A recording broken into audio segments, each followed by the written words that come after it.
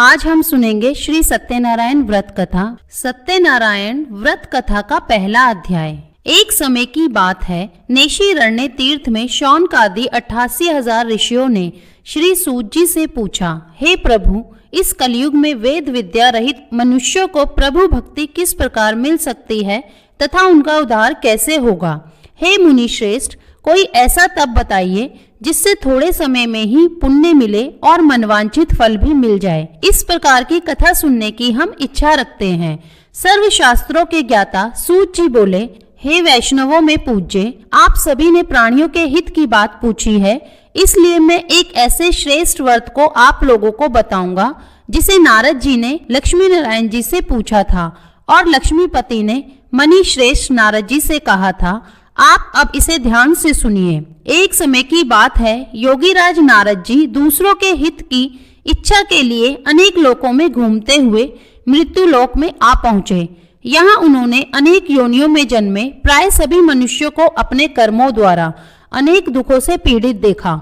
उनका दुख देखकर नारद जी सोचने लगे कि कैसा यत्न किया जाए जिसके करने से निश्चित रूप से मानव के दुखों का अंत हो जाए।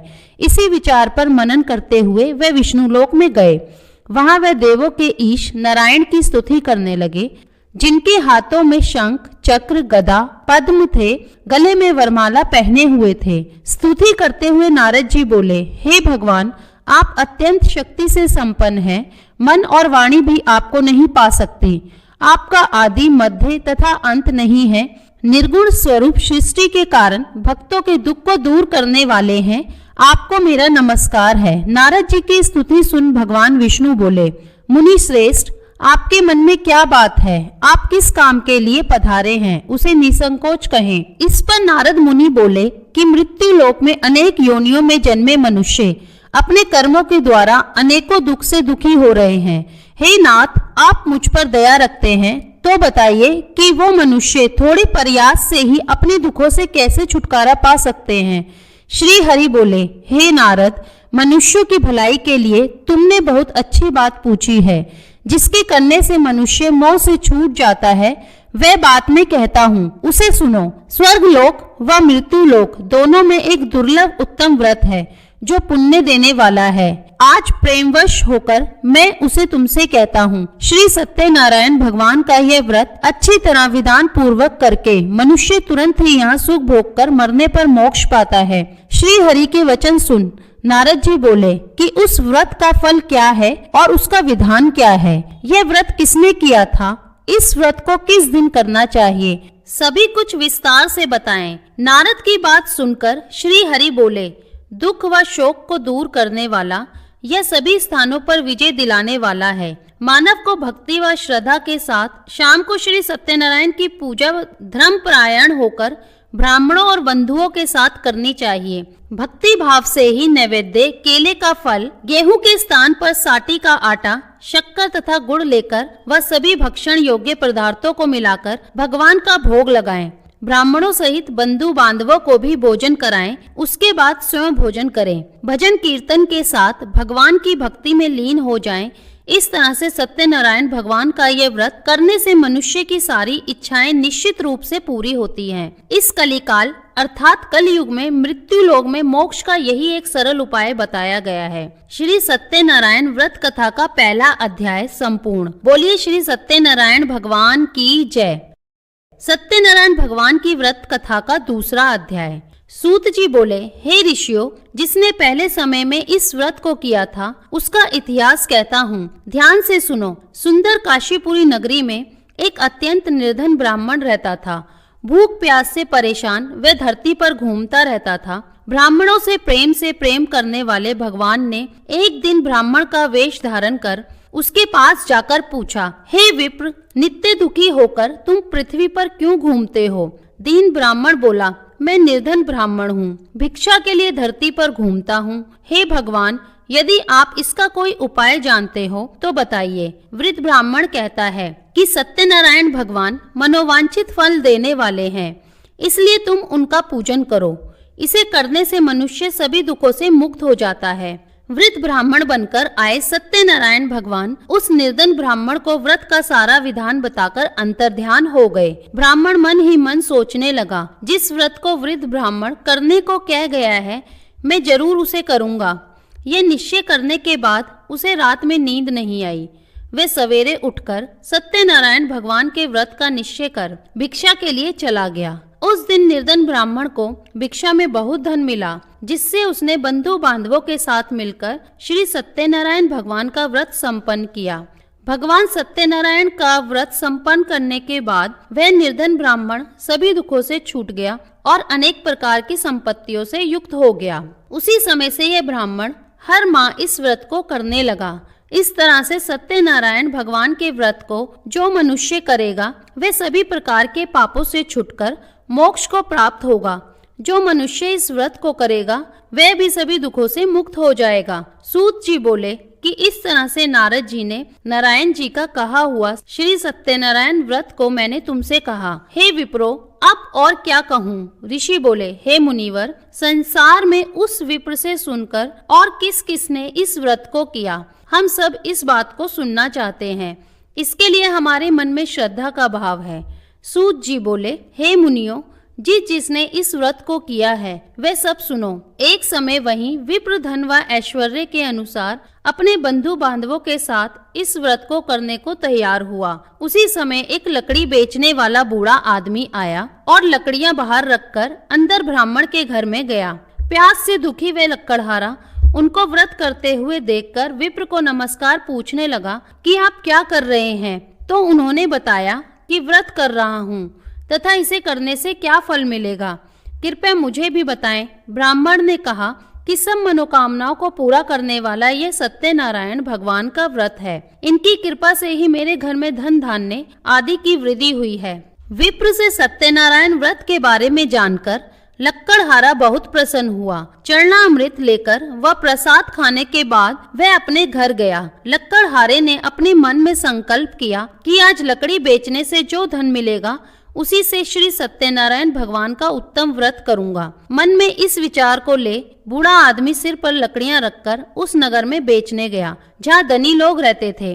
उस नगर में उसे अपनी लकड़ियों का दाम पहले से 4 गुना अधिक मिलता है। बूढ़ा प्रसन्नता के साथ दाम लेकर केले, शक्कर, घी, दूध, दही और गेहूं का आटा ले और सत्यनारायण भगवान के व्रत की अन्य सामग्रियां लेकर अपने घर गया। वहां उसने अपने बंधु बांधवों को बुलाकर विधि विधान से सत्यनारायण भगवान का पूजन और व्रत किया। इस व्रत के प्रभाव से वह बूढ़ा लक्कड़हारा धन पुत्र आदि से युक्त होकर संसार के समस्त सुख भोग कर अंत काल में बैकुंठ धाम चला गया। श्री सत्यनारायण व्रत कथा का दूसरा अध्याय संपूर्ण। बोलिए श्री सत्यनारायण भगवान की जय। सत्यनारायण भगवान की व्रत कथा का तीसरा अध्याय। सूत जी बोले, हे श्रेष्ठ मुनियों, अब आगे की कथा कहता हूँ। पहले समय में उल्कामुख नाम का एक बुद्धिमान राजा था। वह सत्य वक्ता और जिनेंद्रिय था। प्रतिदिन वह देव स्थानों पर जाता और निर्धनों को धन देकर उनके कष्ट दूर करता था। उसकी पत्नी कमल के समान मुख वाली तथा सती साध्वी थी। भद्रशिला नदी के तट पर उन दोनों ने श्री सत्यनारायण भगवान का व्रत किया। उसी समय साधु नाम का एक वैश्य आया। उसके पास व्यापार करने के लिए बहुत सा धन था। राजा को व्रत करते देखकर वह विनय के साथ पूछने लगा, हे राजन, भक्ति भाव से पूर्ण होकर आप ये क्या कर रहे हैं? मैं सुनने की इच्छा रखता हूँ, तो आप मुझे बताइए। राजा बोला, हे साधु, अपने बंधु बांधवों के साथ पुत्रादि की प्राप्ति के लिए एक महाशक्तिमान श्री नारायण भगवान का व्रत व पूजन कर रहा हूँ। राजा के वचन सुन साधु आदर से बोला, हे राजन, मुझे इस व्रत का सारा विधान कहिए। आपके कथनानुसार मैं भी इस व्रत को करूंगा। मेरी भी संतान नहीं है और इस व्रत को करने से निश्चित रूप से मुझे संतान की प्राप्ति होगी। राजा से व्रत का सारा विधान सुन व्यापार से निवृत्त हो वह अपने घर गया। साधु वैश्य ने अपनी पत्नी को संतान देने वाले इस व्रत का वर्णन कह सुनाया और कहा कि जब मेरी संतान होगी तब मैं इस व्रत को करूंगा। साधु ने इस तरह के वचन अपनी पत्नी लीलावती से कहे। एक दिन लीलावती पति के साथ आनंदित हो सांसारिक धर्म में प्रवृत्त होकर सत्यनारायण भगवान की कृपा से गर्भवती हो गई। 10वें महीने में उसके गर्भ से एक सुंदर कन्या ने जन्म लिया। दिनों दिन वे ऐसे बढ़ने लगी जैसे कि शुक्ल पक्ष का चंद्रमा बढ़ता है।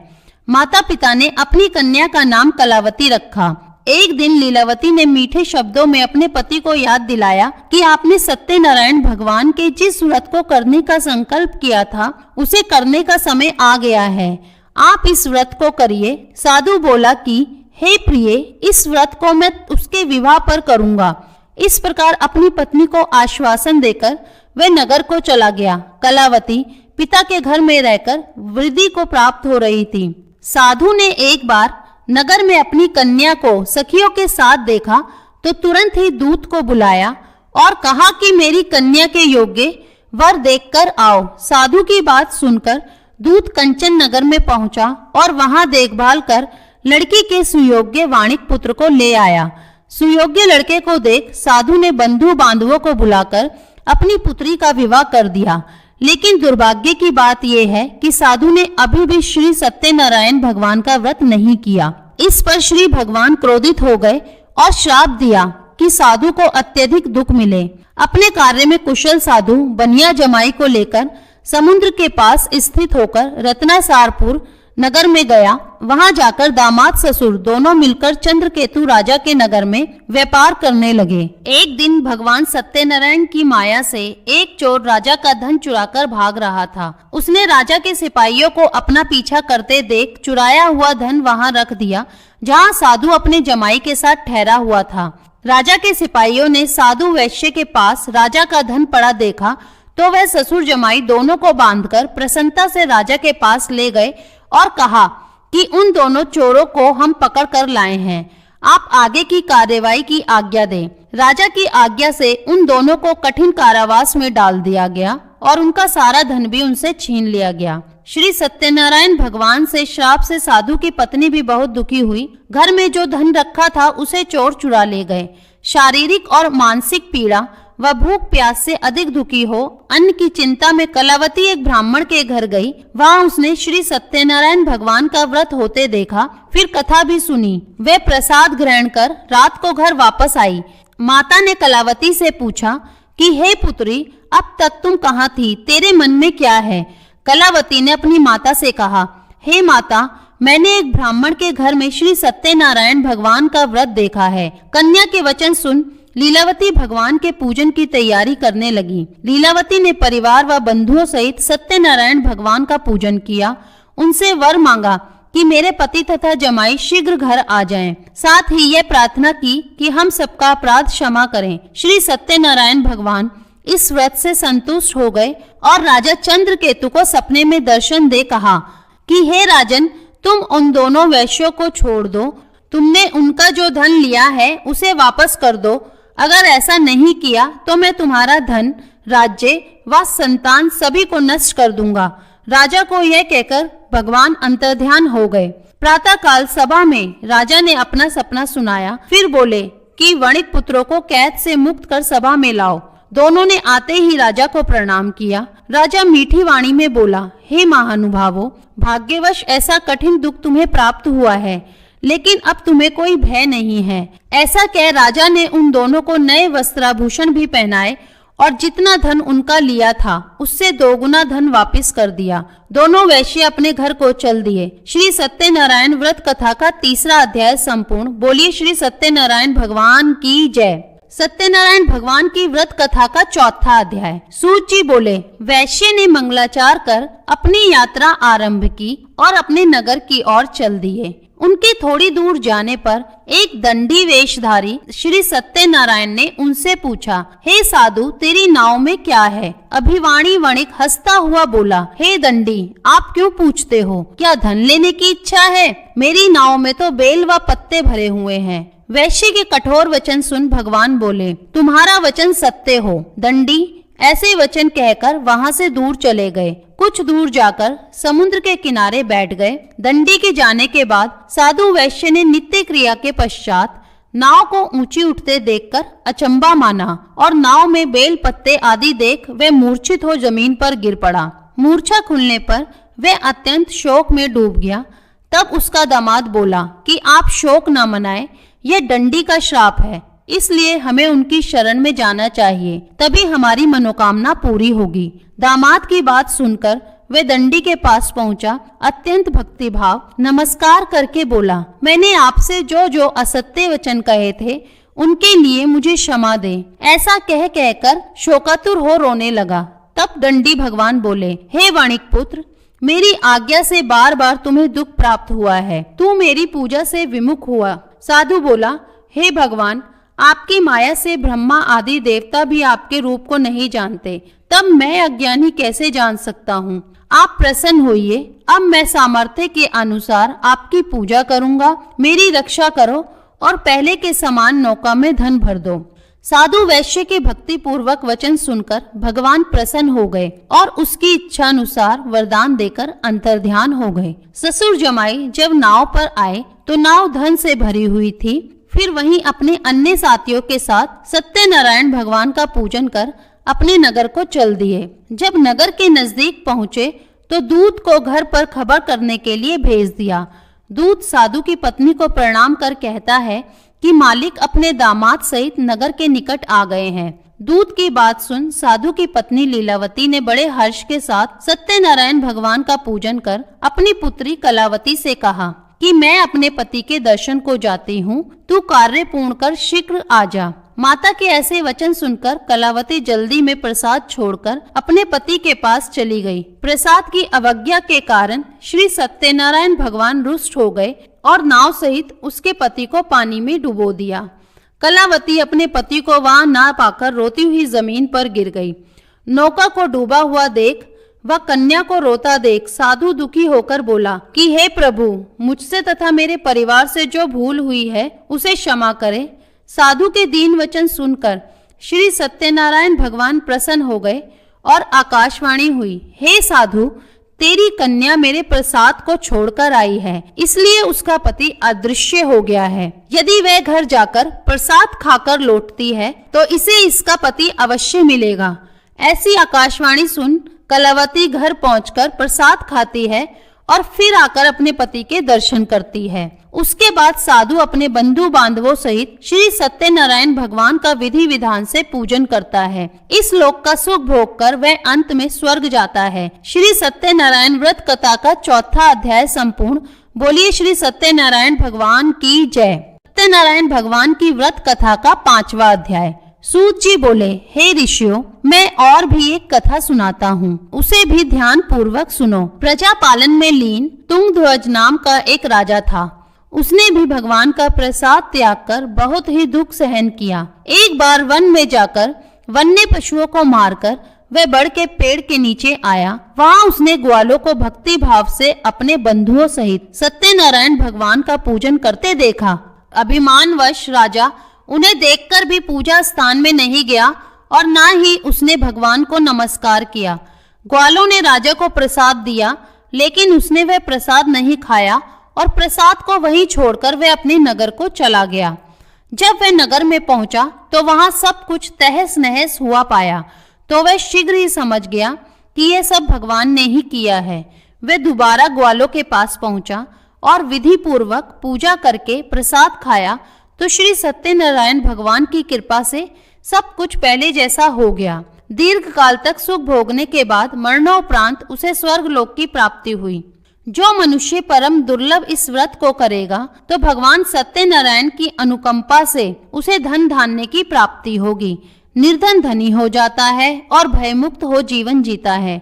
संतानहीन मनुष्य को संतान सुख मिलता है और सारे मनोरथ पूर्ण होने पर मानव अंत काल में बैकुंठ धाम को जाता है। सूत जी बोले, जिन्होंने पहले इस व्रत को किया है, अब उनके दूसरे जन्म की कथा कहता हूँ। वृत्त शतानंद ब्राह्मण ने सुदामा का जन्म लेकर मोक्ष की प्राप्ति की। लक्कड़हारे ने अगले जन्म में निषाद बन मोक्ष प्राप्त किया। उल्कामुख नाम का राजा दशरथ होकर बैकुंठ को गए। साधु नाम के वैश्य ने मोर ध्वज बनकर अपने पुत्र को आरे से चीर कर मोक्ष पाया। महाराज तुंगध्वज ने स्वयंभू होकर भगवान में भक्ति युक्त होकर कर्म कर मोक्ष पाया। श्री सत्यनारायण व्रत कथा का 5वां अध्याय संपूर्ण। बोलिए श्री सत्यनारायण भगवान की जय। अगर वीडियो पसंद आई हो, वीडियो को लाइक और शेयर करें और चैनल को सब्सक्राइब करना ना भूलें।